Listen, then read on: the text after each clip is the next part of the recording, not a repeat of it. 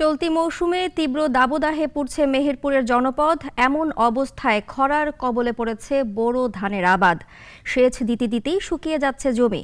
পরিস্থিতি মোকাবেলায় সম্পূরক সেচ দিয়ে বোরো ধান টিকিয়ে রাখার পরামর্শ কৃষি বিভাগের। রাব্বি আহমেদের রিপোর্ট, জানাচ্ছেন সিরাজুমনির শুভ। কৃষি বিভাগের হিসেবে মেহেরপুর জেলায় চলতি মৌসুমে বোরো আবাদের লক্ষ্যমাত্রা নির্ধারণ করা হয়েছিল 19,250 হেক্টর জমিতে। তবে চাষ হয়েছে 19,097 হেক্টরে। বর্তমানে ধানের থোড় থেকে শীষ বের হচ্ছে। এমন এক সময় খরার কবলে পড়েছে বোরো আবাদ। তীব্র তাপদাহে মাটি শুকিয়ে যাচ্ছে। জমিতে এখন প্রতিদিন সেচ দিতে হচ্ছে। ফলন কম হচ্ছে, বাইল মারছে ধানের, বাইশাখ সাদা হয়ে যাচ্ছে। 1 বিঘা জমিতে 3 থেকে 4 লিটার তেল লাগছে।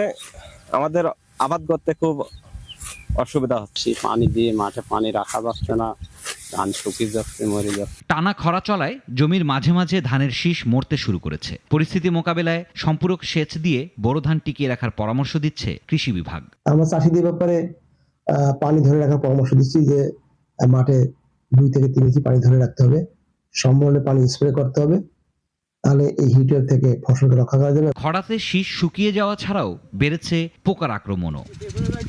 সিরাজুমনির শুভ, নাগরিক।